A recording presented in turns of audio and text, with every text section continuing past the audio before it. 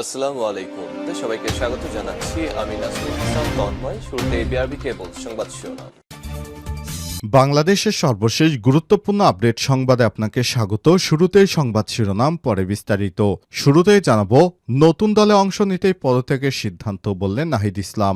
বর্তমানে দেশের যে পরিস্থিতি, সেক্ষেত্রে আমার রাজপথে থাকা প্রয়োজন, ছাত্র জনতার কাতারে থাকা আমার বেশি প্রয়োজন। নতুন দলে অংশ নিতেই এই সিদ্ধান্ত নিয়েছি বলে মন্তব্য করেছেন সদ্য পদত্যাগ করা অন্তর্বর্তীকালীন সরকারের তথ্য উপদেষ্টা নাহিদ ইসলাম।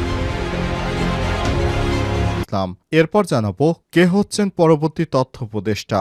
আলোচনায় যিনি পদত্যাগ করেছেন অন্তর্বর্তীকালীন সরকারের ডাক টেলিযোগাযোগ ও তথ্য প্রযুক্তি মন্ত্রণালয়ের উপদেষ্টা নাহিদ ইসলাম। তবে পরবর্তীতে তথ্য উপদেষ্টা হিসেবে মাহফুজ আলমকে দেখা যেতে পারে, এমনটা ধারণা করা হচ্ছে।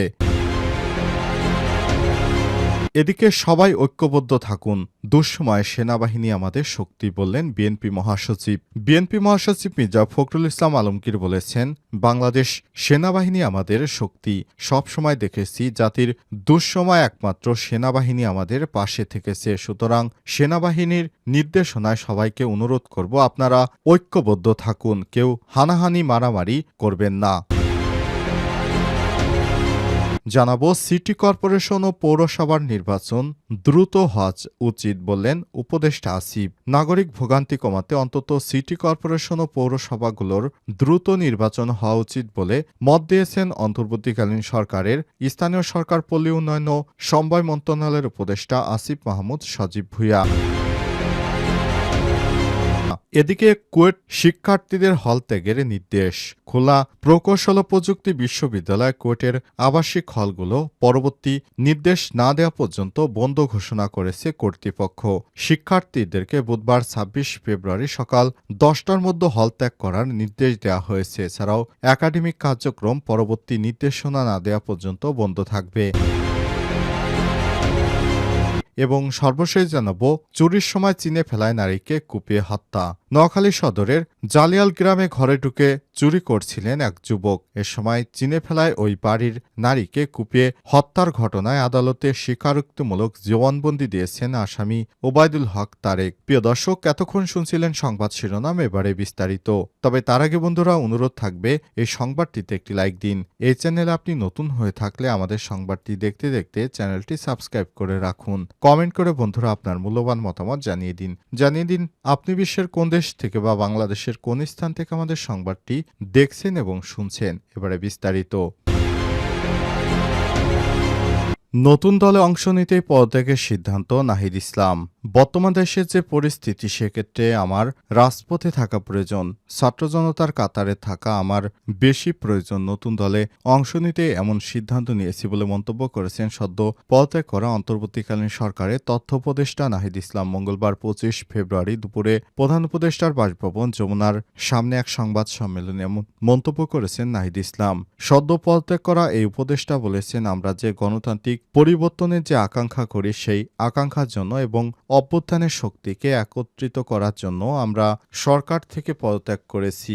আমরা চাই নতুন করে বাংলাদেশ সেই অভ্যুত্থানের শক্তি আবার আমরা একত্রিত হয়ে নির্বাচনে রাজনৈতিক দল গঠনের মাধ্যমে অংশগ্রহণ করি। নাহিদ বলেছেন, অভ্যুত্থানের পরিপ্রেক্ষিতে ৮ই আগস্ট অভ্যুত্থানের প্রতিনিধি হিসেবে ৩ জন অন্তর্বর্তীকালীন সরকারের দায়িত্ব নেই। তখন দেশের জাতীয় নিরাপত্তা গণ অভ্যুত্থানের আকাঙ্ক্ষা বাস্তবায়নের জন্য দায়িত্ব গ্রহণ করা আমাদের কাছে মনে হয়েছিল যৌক্তিক। গত ৬.৫ মাসের পরিপ্রেক্ষিতে সরকার কাজ করছে, হয়তো আমরা আশা অনুরূপ ফলাফল এখনো পাইনি, কিন্তু আমার কাছে মনে হয়েছে সরকার একটা স্টেবিলিটি এসেছে। এ কারণে আমি এই পদত্যাগের সিদ্ধান্ত নিয়েছি বলেও জানান নাহিদ ইসলাম।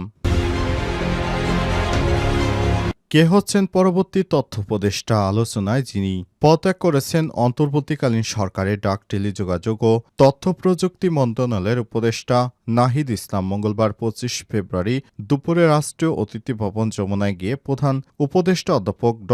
মোহাম্মদ ইউনূসের কাছে পদত্যাগপত্র জমা দিয়েছেন তিনি। নাহিদ ইসলামের পদত্যাগের পর এখন দুই মন্ত্রণালয়, বিশেষ করে তথ্য সম্প্রচার মন্ত্রণালয়ের দায়িত্বে কে আসছেন তা নিয়ে আলোচনা শুরু হয়েছে।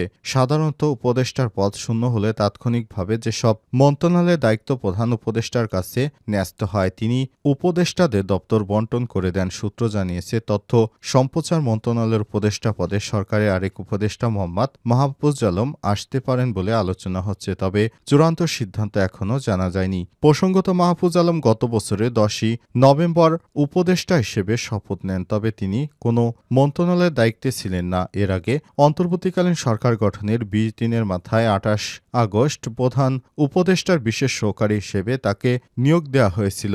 ঢাকা বিশ্ববিদ্যালয়ের আইন বিভাগ থেকে স্নাতক করেছেন তিনি। সবাই ঐক্যবদ্ধ থাকুন, দুঃসময়ে সেনাবাহিনী আমাদের শক্তি, বললেন বিএনপির মহাসচিব। বিএনপি মহাসচিব ফখরুল ইসলাম আলমগীর বলেছেন, বাংলাদেশ সেনাবাহিনী আমাদের শক্তি। সবসময় দেখেছি জাতির দুঃসময় তারা এগিয়ে আসে। সবাই ঐক্যবদ্ধ থাকুন। মঙ্গলবার 25 ফেব্রুয়ারি বিকেলে রাজধানীর ইঞ্জিনিয়ার্স ইনস্টিটিউশনের পিলখানায় শহীদ সেনা কর্মকর্তাদের স্মরণে আয়োজিত আলোচনা সভায় প্রধান অতিথির বক্তব্যে তিনি এসব কথা বলেছেন। মির্জা ফখরুল ইসলাম আলমগীর বলেছেন, আপনারা সবাই ধৈর্য ধরবেন, ঐক্যবদ্ধ থাকবেন। দেশের সব মানুষকে আহ্বান জানাই, কাদা ছুড়াছুড়ি বন্ধ করে, তর্ক বিতর্ক বন্ধ করে সবাই ঐক্যবদ্ধ থাকুন। জাতির ঐক্যবদ্ধ থাকার মধ্য দিয়ে আমরা একটি কাঙ্ক্ষিত জায়গায় পৌঁছে যেতে পারব। এ সময় তিনি বলেছেন, 1971 সালে যখন পুরো জাতি কিংকর্তব্য বিমূঢ়, পাকিস্তান সেনাবাহিনী যখন আক্রমণ করেছে, গণহত্যা চালাচ্ছে, তখন আমাদের সেনাবাহিনীর একজন অখ্যাত মেজর জিয়াউর রহমান, যিনি স্বাধীনতার ডাক দিয়েছিলেন, ঐক্যবদ্ধ থাকার মধ্য দিয়ে আমরা একটি কাঙ্ক্ষিত জায়গায় এসেছিলাম। তখন সেনাবাহিনীর সেই মেজর জিয়াউর রহমান স্বাধীনতার ঘোষণা করে পুরো জাতিকে মুক্তিযুদ্ধে ঝাঁপিয়ে পড়তে অনুপ্রাণিত করেছিলেন। এবার ছাত্র জনতার আন্দোলনও সেনাবাহিনী দেশপ্রেমিক বাহিনীর ভূমিকা পালন করেছে।